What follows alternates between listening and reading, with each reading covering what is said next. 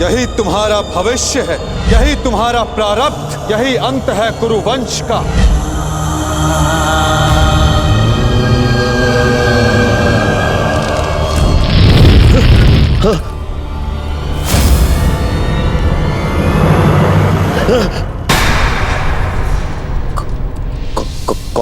कौन है आप? है? ये क्या कह रहे हो दुर्योधन? मामा हूँ, मामा। नहीं, ये कौन है आप मुझसे ये प्रश्न करने वाले?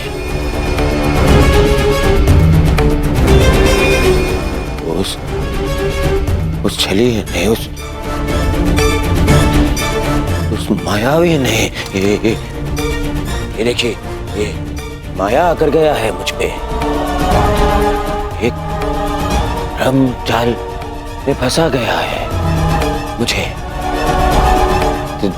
दुर्योधन को भयभीत कर गया है वो। और आप भी वहीं थे, हाँ? आपने क्या किया? अब खड़े खड़े मेरा अपमान देखते रहे। देखो दुर्योधन, तुम भूल रहे हो, वो मैं ही था जिसने उस वासुदेव को बंदी बनाने की योजना बनाई थी। मैं ही था वो। वही तो। देखो, क्रोध करने का समय नहीं है ये। और तुम्हारा ये क्रोध मुझ पर बाद में करना, समझ गए? पहले इस बात से अवगत हो जाओ कि हस्तिनापुर में क्या घटित हो रहा है।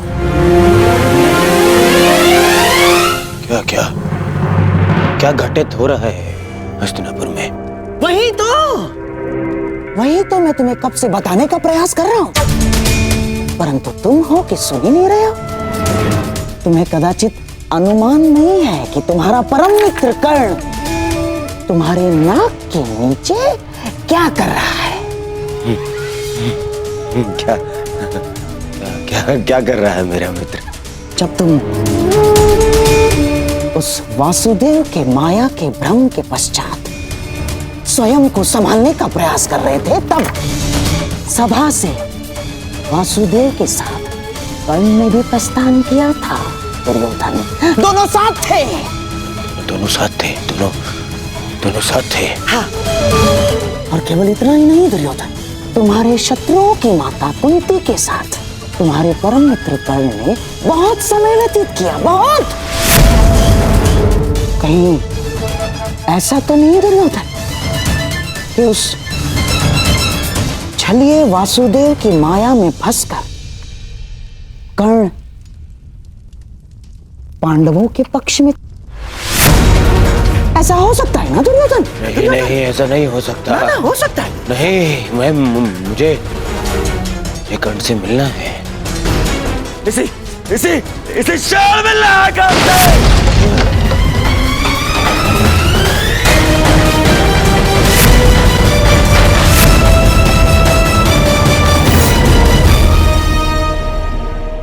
जीवन कितने खेल खेलती है ना हमारे साथ केशव।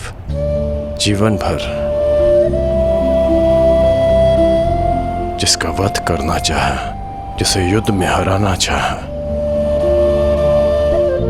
जिसका मान मर्दन करना चाहा, आज ज्ञात हुआ कि वो मेरा ही अनुज है। मैं अपने ही अनुज पर आक्रमण कैसे कर पाऊंगा? उस पर बाण संधान कैसे करूंगा मैं? और यदि ऐसा नहीं करता तो वो उस मित्र के साथ विश्वासघात होगा जो मेरे विश्वास पर ये युद्ध लड़ रहा है।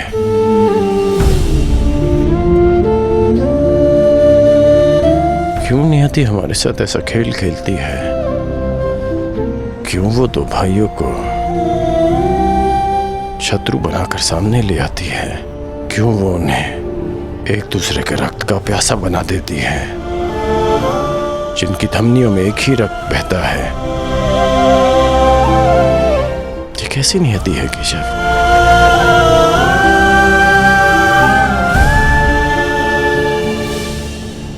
ये नियति नहीं मित्र, ये चुनौती है, ये एक परीक्षा है, या ये कहो स्वयं को सिद्ध करने का अवसर है।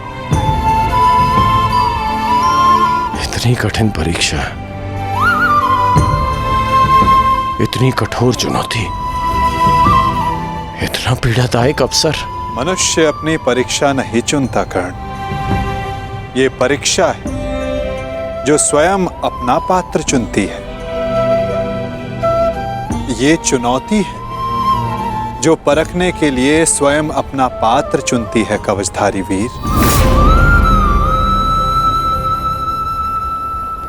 माटी के तट नदी की धीमी धारा के किनारे होते हैं और कठोर पाषाण को नदी के वेग से लड़ना होता है।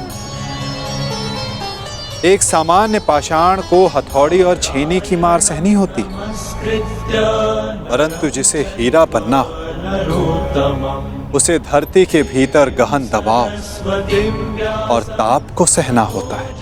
माला बनने के लिए अपने हृदय को सुई से भिदवाना होता है। प्रकाश देने के लिए स्वयं को जलाना होता है। बांस सब होते हैं कर्ण, परंतु बांसुरी बनने के लिए तन पर घाव खाना पड़ता है।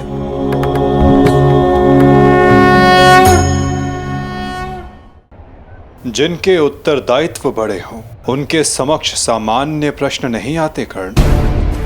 जिन्हें युद्ध की हुंकार भरनी होती है उन्हें लाक्षागृह की अग्नि से निकलना होता है। जिन्हें युद्ध का परिणाम देना होता है उन्हें अपना कवच भिदवाना होता है। मृत्युंजय बनने की चाह रखने वालों को प्रति क्षण मरना होता है। ये तुम्हारे समक्ष आई सबसे बड़ी दुविधा नहीं है कर्ण, सबसे बड़ी चुनौती है, सबसे बड़ा अवसर है। अब इसका चयन करना तुम पर निर्भर करता है कर्ण कि इसमें भाग लो या भाग जाओ। तो यह सब पहले आपने क्यों नहीं बताया केशव? यदि तब बता देता तो आज तुम्हारे समक्ष मृत्युंजय बनने का अवसर नहीं आता। एक मित्र के रूप में आपने मुझे बताया कि मुझे क्या चुनना चाहिए, परंतु आज मैंने सभा में उस कृष्ण को देखा जो भूत भविष्य वर्तमान सब है, जिनसे परे कुछ नहीं, जिन्हें सब कुछ ज्ञात है। तो आपको ये भी अवश्य ज्ञात होगा केशव कि आपका ये मित्र कठिनाइयों से कभी नहीं भागता, सदैव उनका सामना करता है। अब कदाचित हमारी भेंट युद्ध भूमि में होगी।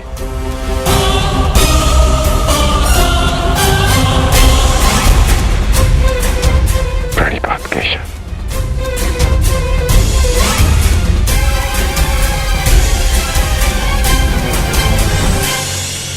मैं अत्यधिक प्रसन्न हूं कि तुम मेरे मित्र। मैंने सदैव कहा है और आज पुनः कहता हूं, तुम अद्भुत हो, तुम महान, तुम एक महान मित्र हो, एक महान पुत्र हो और एक महान पिता हो। तुम इस युग की मानवता के महान रत्न होकर राधे कर।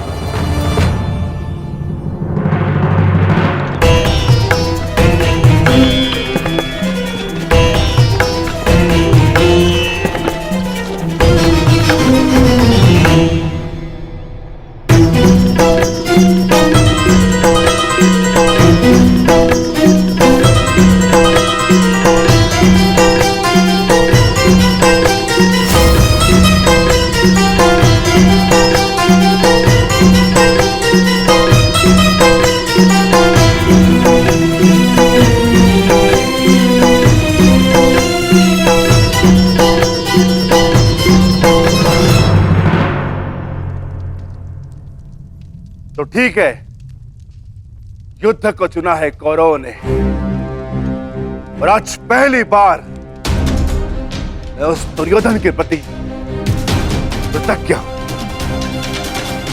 क्योंकि उसने वो चुना है जो मैं स्वयं चाहता था। अब अगला कदम क्या होगा वासुदेव? निर्देश करें, क्या करना है हमें? कुरुक्षेत्र।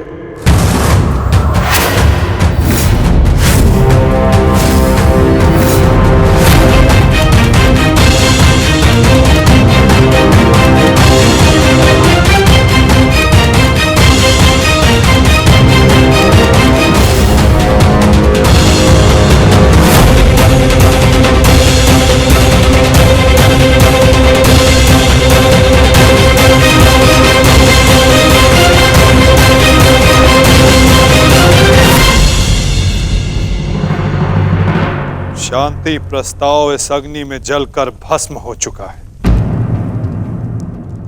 अब संपूर्ण भारत कुरुक्षेत्र की अग्नि में जल। अब वार्ता करने का समय नहीं रहा, अब समय है महासमर, समय है महाभारत का।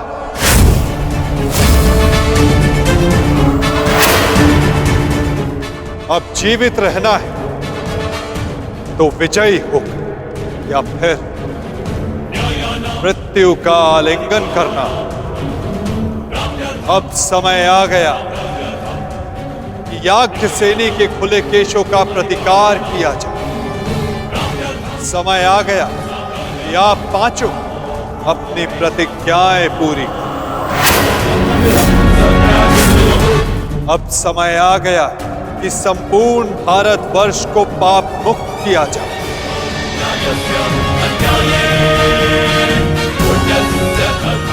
और युधिष्ठिर के नेतृत्व में धर्म की स्थापना। युद्ध का स्थान नियुक्त हो चुका है युधिष्ठिर। अब क्या करना है, इसका निर्णय तुम्हें स्वयं करना होगा युधिष्ठिर। हमें शीघ्र ही यहां से प्रस्थान करना होगा।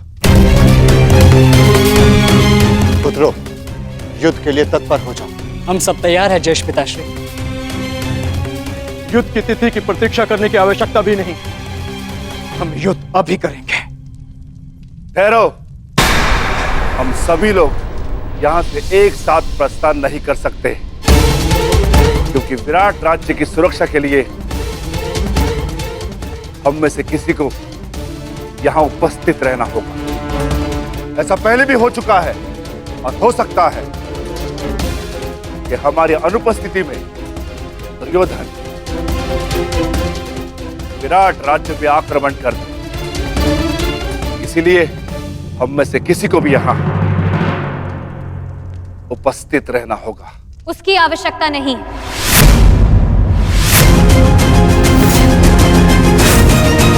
यहां कोई नहीं रहेगा, हम सभी एक साथ चलें।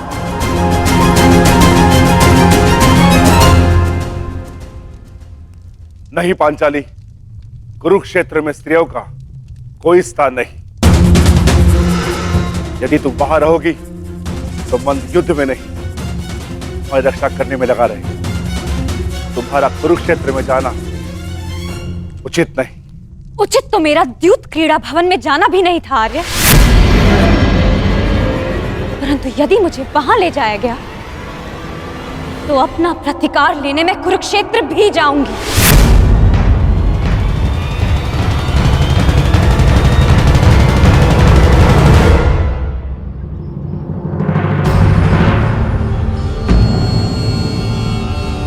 कल रात्रि ही तो आए हो पुत्र, अभी जा रहे? कुछ दिन रुक जाओ। नहीं माता, मुझे हस्तिनापुर जाना होगा। युवराज दुर्योधन को कुछ बताना आवश्यक है। क्या कारण? वही जो वो नहीं जानते, मेरा अतीत।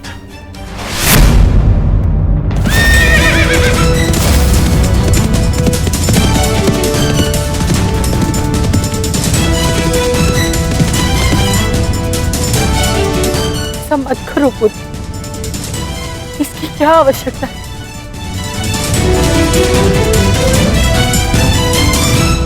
आवश्यकता है माता, आवश्यकता है। आपके लिए ये जानना आवश्यक है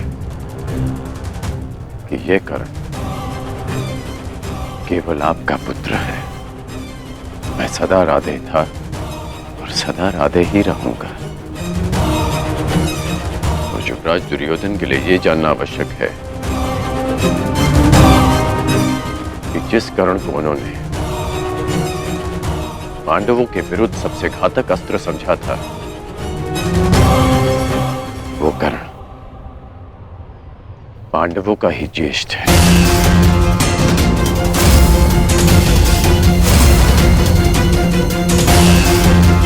कि जो कर्ण रणभूमि में उनके शत्रुओं का शत्रु बनकर आया था, वो उनके शत्रुओं का बड़ा भाई है। माता, दुर्योधन ने कभी मुझसे कुछ नहीं छिपाया, इसलिए ये मेरा कर्तव्य है कि मैं अपने मित्र को सब सच बताऊं। दुर्योधन को सत्य बताना आवश्यक है माता। ऐसा क्या है जो युवराज के लिए जान लेना आवश्यक है माता?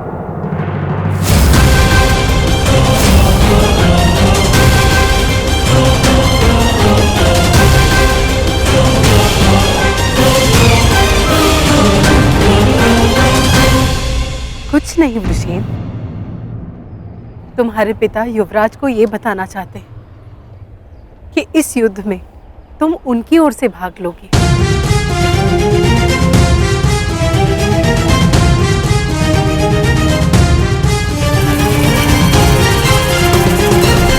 शीघ्र मिलते हैं पृष्ठे।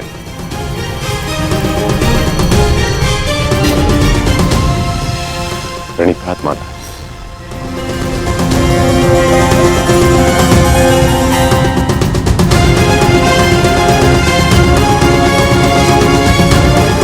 चलो सर।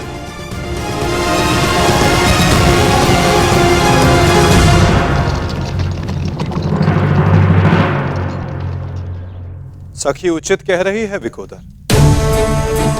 यदि हम सबको विजय पानी तो हम सबका वहां रहना अनिवार्य है। परंतु वासुदेव, पांचाली के सारे विचारों को सुनने के पश्चात ही निर्णय लेना विकोदर।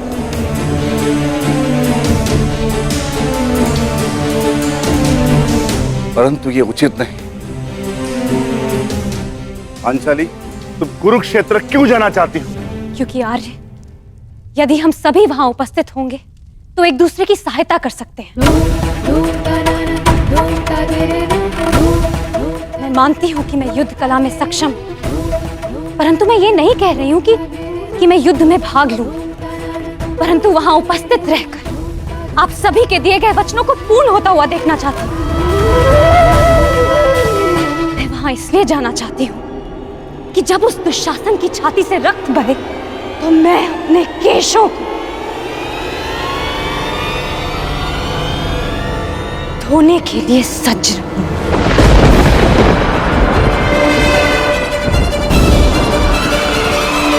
और जब दुर्योधन की मृत्यु निकट हो तो वो मेरी आंखों में देख सके और उसे हमेशा स्मरण रहे कि उसे दंड मिला है, वीर गति नहीं।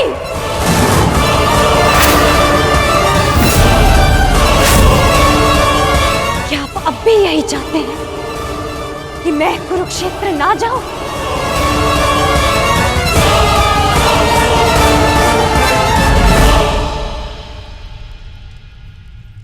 कुरुक्षेत्र के लिए कूच का आदेश दीजिए केशव। अब कौरवों का संहार निश्चित है।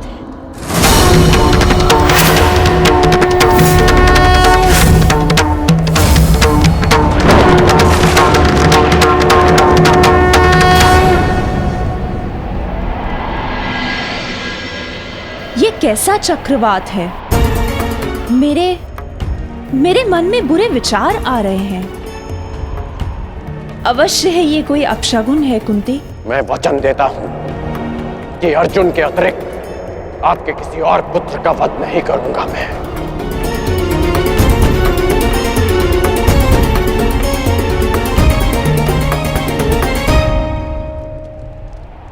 अब और नहीं, मुझे सत्य बताना ही होगा। सत्य? कैसा सत्य?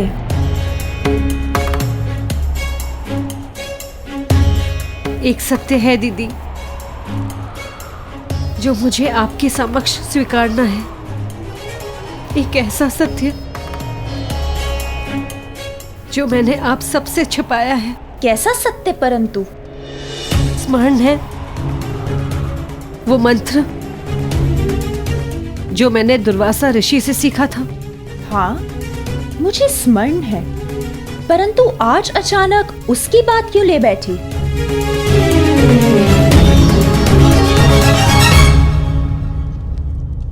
आप सब जानते हैं, आर्य पांडु के निर्देश पर मैंने और माधुरी ने उस मंत्र का प्रयोग किया जिससे पांडव उत्पन्न हुए, परंतु मैंने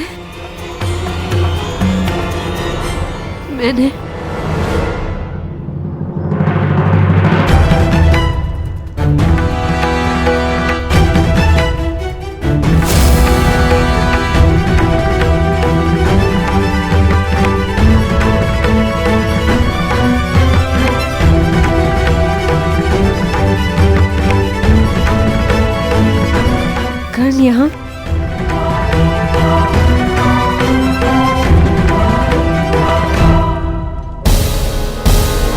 तुम्हारा परम मित्र कर्ण तुम्हारे नाक के नीचे क्या कर रहा है? तुम्हारे शत्रुओं की माता कुंती के साथ तुम्हारे परम मित्र कर्ण ने बहुत समय व्यतीत किया, बहुत।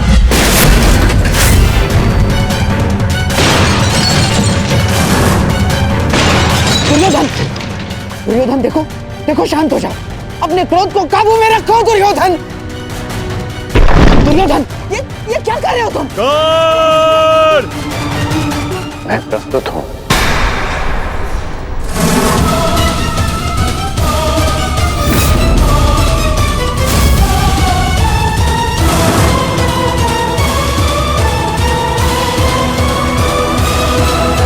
मैं तुमसे कुछ पूछना चाहता हूँ कर्ण। मैं भी तुम्हें कुछ बताना चाहता हूं। मेरी परिस्थितियां बदल गई हैं, समीकरण बदल गए हैं, पहचान बदल गई। ठीक कहा तुमने, ठीक कहा तुम।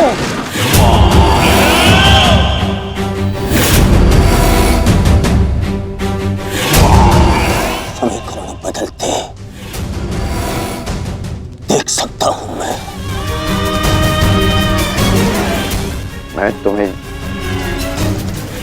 ये बताना चाहता हूं कि मैं यही ना कि तुम कृतज्ञ निकले, कायर निकले, चलिए निकले।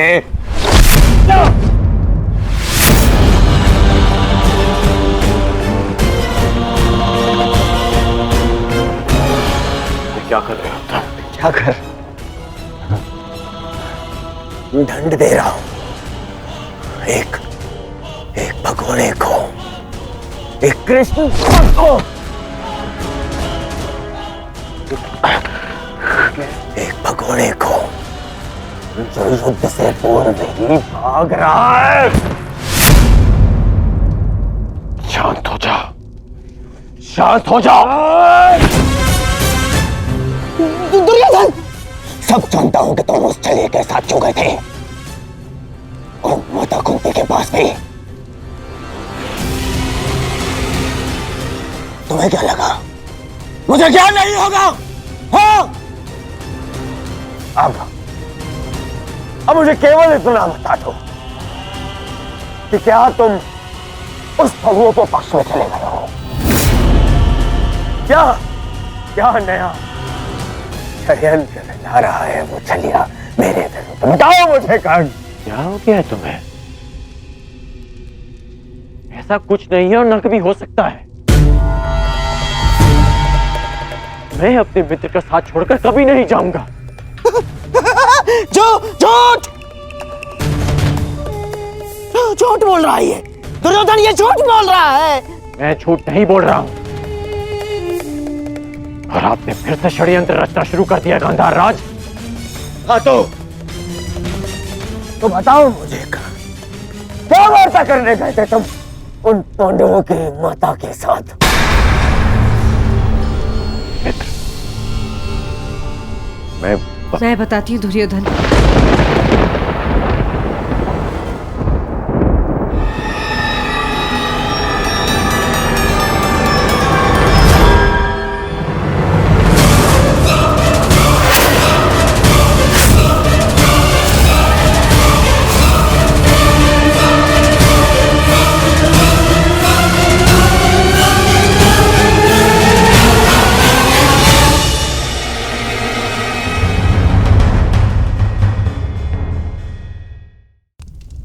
मैं बताती हूँ दुर्योधन।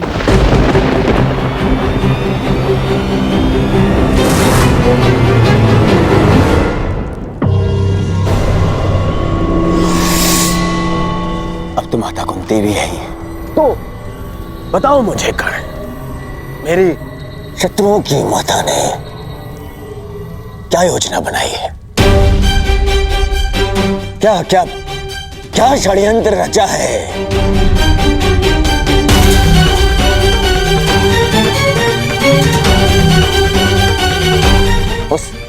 उस शरीर के साथ मिलकर बोलो, बताओ मुझे कर्ण, क्योंकि इतना तो निश्चित है कि मेरी शत्रुओं की माता ने जो भी योजना बनाई होगी वो मेरे लिए शुभ नहीं होगी। बताओ मित्र,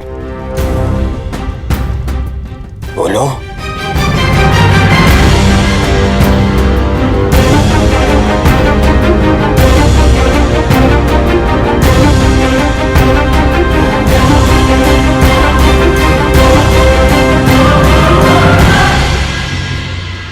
आप बताइए काकेश्वरी, क्या ये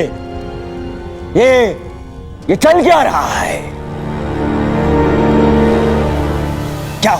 क्या छल करने का, किसी और का अधिकार को अपने नाम पे कर लेने का गुण आपने उन पांडवों से सीखा है, या फिर उन पांडवों को ये गुण आपसे विरासत में मिला है?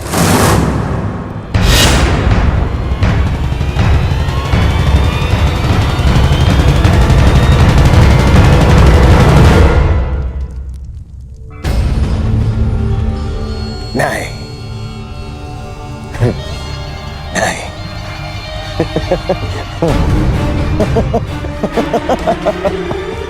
मैं भी कितना मूर्खतापूर्ण प्रश्न कर रहा हूं। उन पांडवों ने छल करना तो आप ही से सीखा होगा। आपने भी तो वही किया, छल किया आपने अपने पति के साथ, अपने कुल के साथ। जिन्हें संसार पांडु पुत्र मानता है वो तो पांडु के पुत्र है ही नहीं।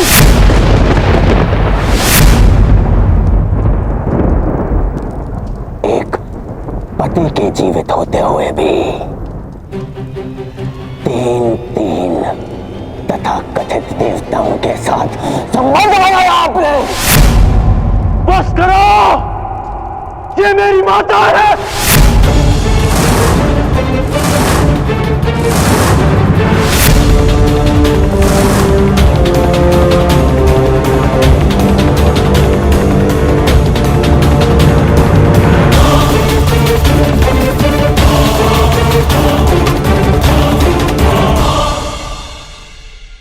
संसार में सबसे महत्वपूर्ण क्या है? दृष्टि या दृष्टिकोण, समझ या सोच? सामान्यतः मनुष्य की दृष्टि और सोच में अधिकतर वो वस्तु, वो घटनाएं, वो भाव श्रेष्ठ हैं जो हमें आनंद दें, और जो हमें आनंद नहीं देते उन्हें हम दुखदाई मान लेते हैं।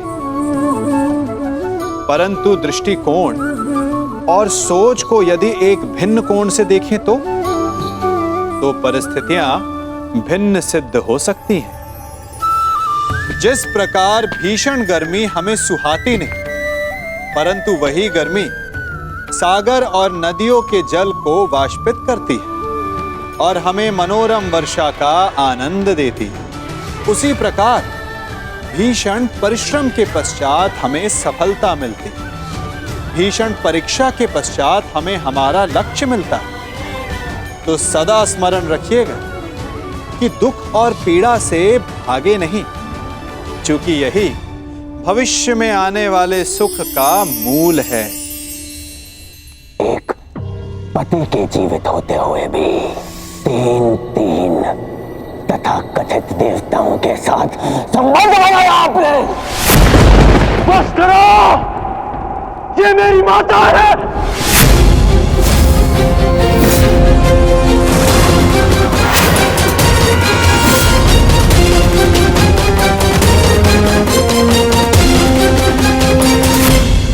ये भले ही पांडवों की जन्ममाता है, परंतु ये तुम्हारी मां समान है।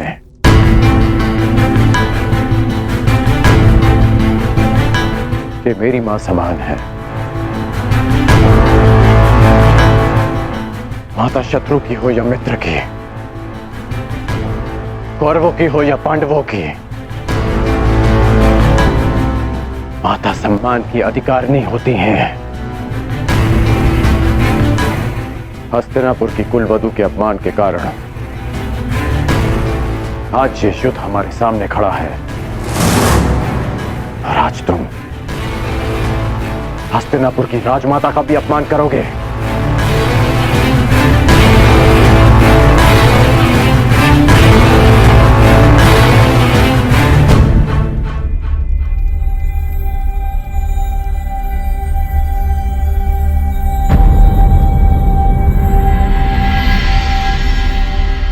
मैं बताता हूं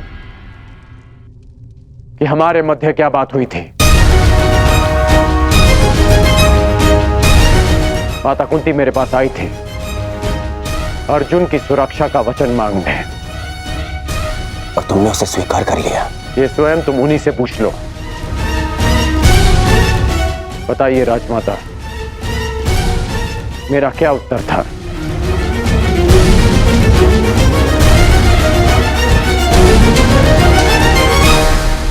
लड़ने का, युद्ध के अंत तक या अर्जुन जीवित रहेगा या फिर वो। उसने ये भी कहा कि वो अपने मित्र से वो नहीं मोड़ सकता। परंतु ये बस। और कुछ मत कहिएगा मामश्री, कुछ मत कहिएगा।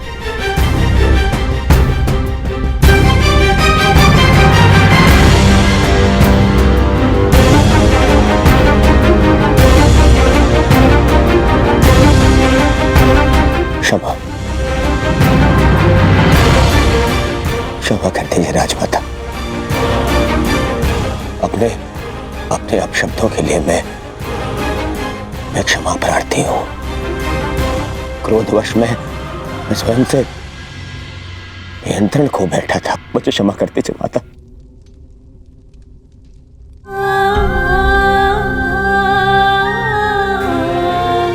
क्षमा कर दीजिए।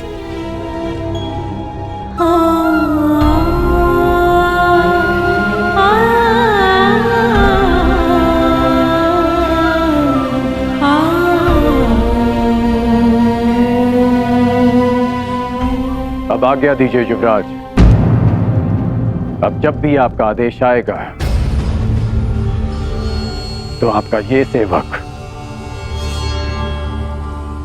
अपने प्राण थाली में सजाकर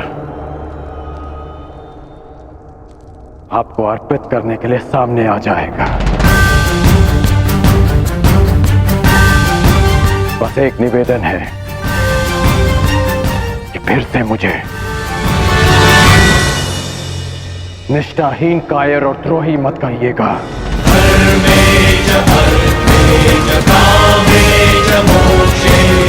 आज मैं आपको एक वचन देता हूं युवराज।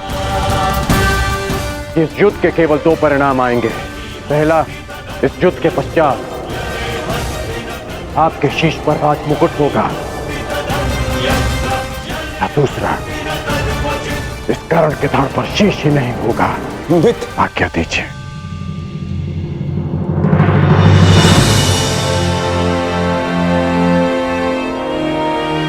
क्षमा कर दो मुझे, क्षमा कर दो। मैं उस छलिए के माया से भ्रमित हो गया था मित्र। मैं भीत हो गया था, स्वयं पर से विश्वास खो बैठा था, और तुमसे भी। मुझे लगा कि कहीं वो छलिया मुझसे मेरा मित्र छीन न ले। मुझे क्षमा कर दो मित्र।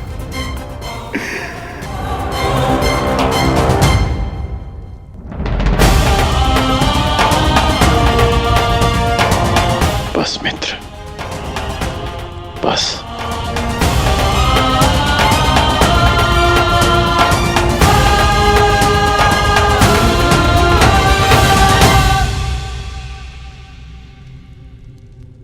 मेरे जीवन के अंतिम क्षण तक ऐसा नहीं होगा मित्र। तुमसे तुम्हारा मित्र मृत्यु अवश्य छीन सकती है,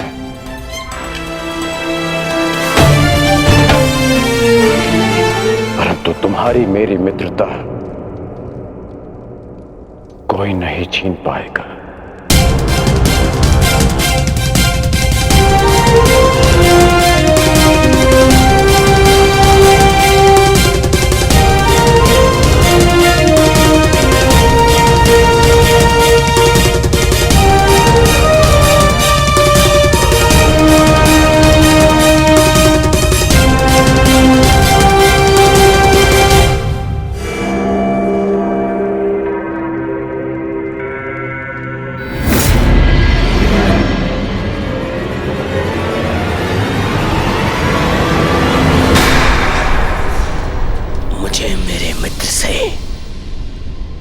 जीवन भर का आश्वासन मिल गया है मामाश्री।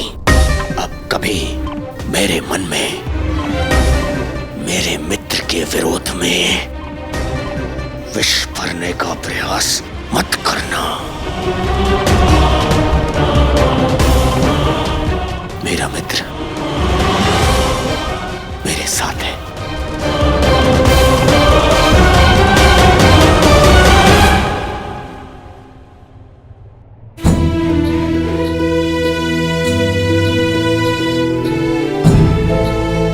माता शत्रु की हो या मित्र की, माता सम्मान की अधिकारिणी होती हैं। ये भले ही पांडवों की जन्म माता है, परंतु ये तुम्हारी मां समान है। ये मेरी मां समान है।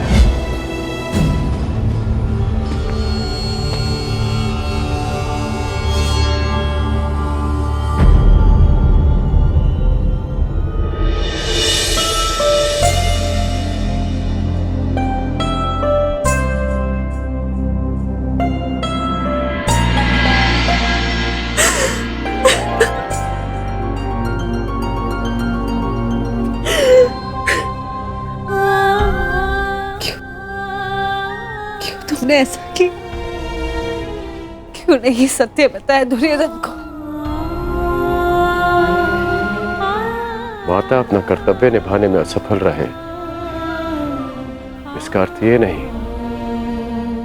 कि एक पुत्र भी अपना धर्म भूल जाए। पुत्र होने के नाते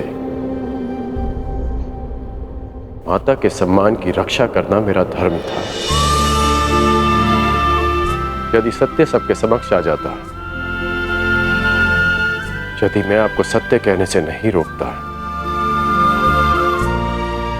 तो केवल आप इस राज परिवार में अपना सम्मान नहीं खोती, अभी तुम्हें भी स्वयं अपनी ही दृष्टि में गिर जाता।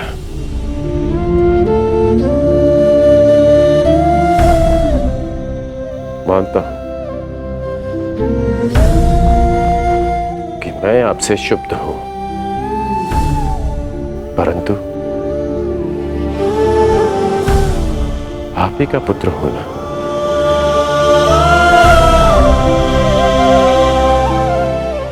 कर्मबद्ध हो,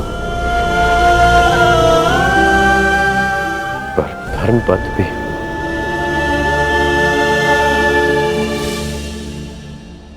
कहां से लाए इतना साहस? कैसे अर्जित किया इतनी पीड़ा सहने का सामर्थ्य? कैसे आई उदारता तुम्हारे हृदय में?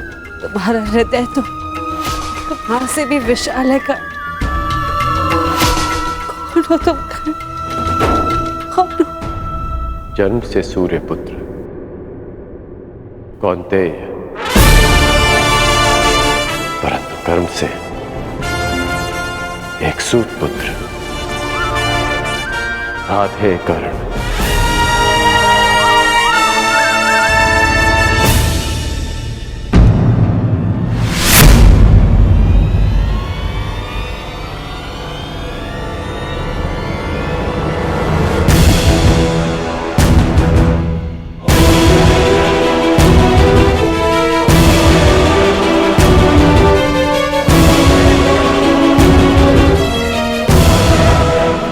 अंगराज,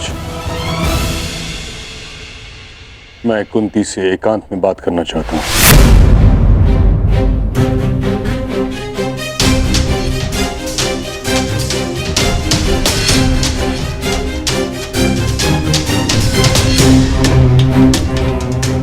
अवश्य।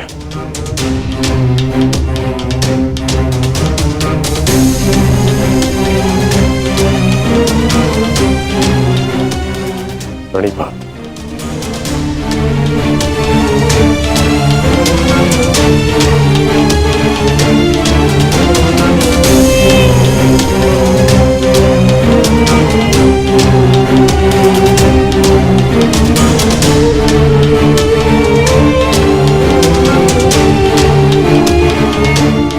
ताजश्री, क्षमा चाहती हूँ। तुम क्यों क्षमा मांग रही हो पुत्री? क्षमा का पात्र तो मैं स्वयं हूं। मैं एक मां से क्षमा मांगने आया हूं जिसके पुत्र एक महायुद्ध में फंस गए हैं, जिसकी उत्तरदायी तुम नहीं,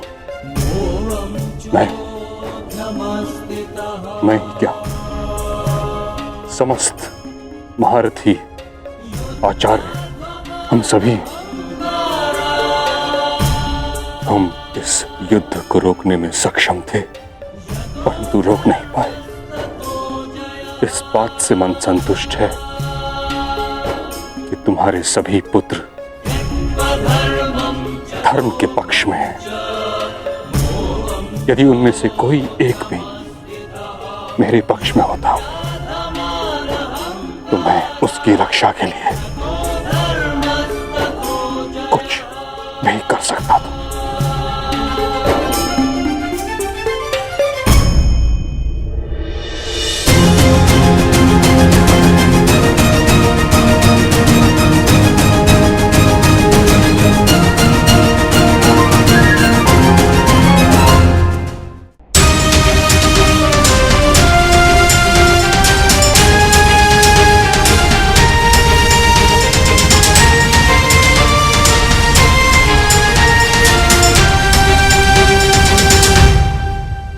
मां प्रेम करती है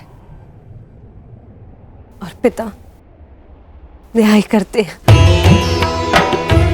आप तो पिता मां है ताजश्री। मेरे पुत्र अपना न्याय मांगने आ रहे हैं और मुझे विश्वास है जो न्याय संगत होगा पितामह वही करेंगे।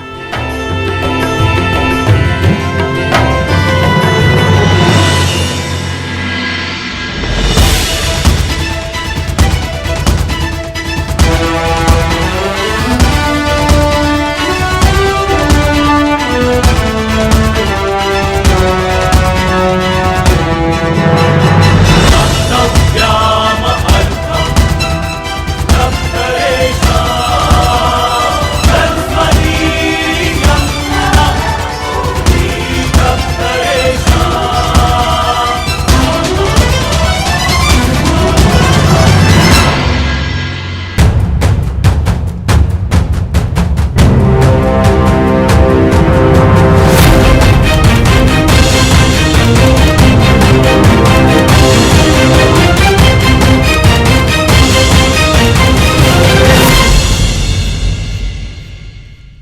माता, क्या आज मैं आपसे कुछ मांग सकता हूँ? हाँ पुत्र, अवश्य। जिस युद्ध में मैं आज जा रहा हूँ माता, वहां या तो मैं विजयी होके लौटूंगा और या फिर वीर गति को प्राप्त हो जाऊंगा। जीवित वापस आने की और वीर गति को पाने की संभावनाएं समान है माता। यदि जीवित वापस आया तो कोई बात नहीं, परंतु वीर गति पाई तो सदा एक घाव मन में रह जाएगा माता। घाव की मेरी माता ने कभी मुझे देखा ही नहीं और मृत्यु के पश्चात भी उन्हें मेरा मुख स्मरण ही नहीं होगा माता। बस एक विनती है,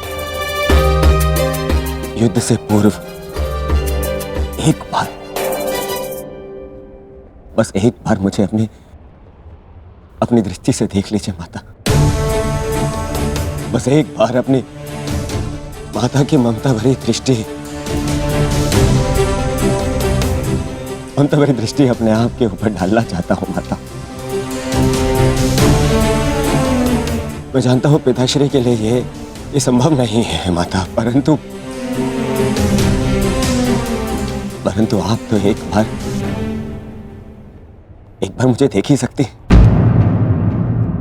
माता। आपकी कृपा दृष्टि मेरे लिए आशीर्वाद होगी माता। बस एक बार।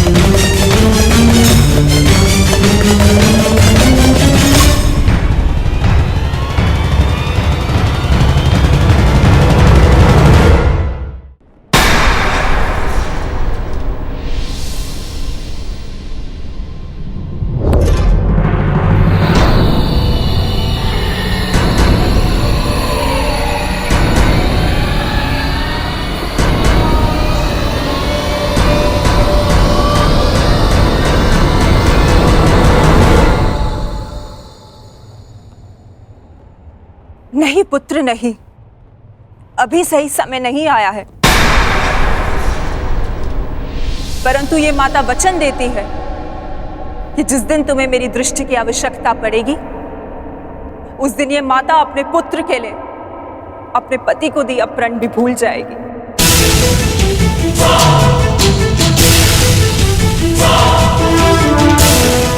जाओ पुत्र जाओ, जाओ और एक दूसरे का रणभूमि में ध्यान रखना, क्योंकि वहां तुम सब ही एक दूसरे के माता, पिता, बंधु एवं सखा होगी।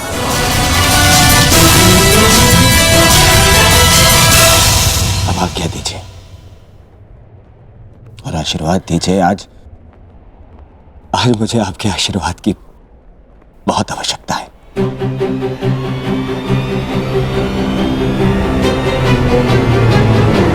कल्याणमस्तु पुत्र, तुम सभी का कल्याण।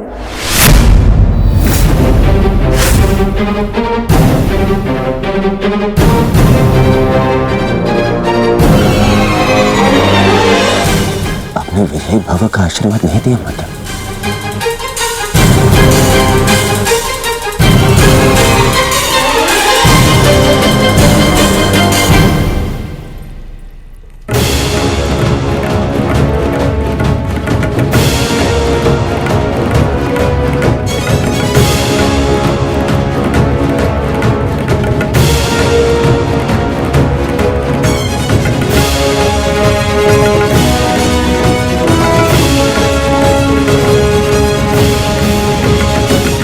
आशा करती हूँ वृकोदर, युद्ध समाप्त होने के पश्चात आपकी पत्नी पुनः अपने केश बांध सकेगी। मुझे विश्वास है पांचाली, इस आने वाले युद्ध में मैं वृकोदर भीम उस दुशासन की छाती फाड़कर उसके छाती के लहू से तुम्हारे केश सींच पाऊंगा।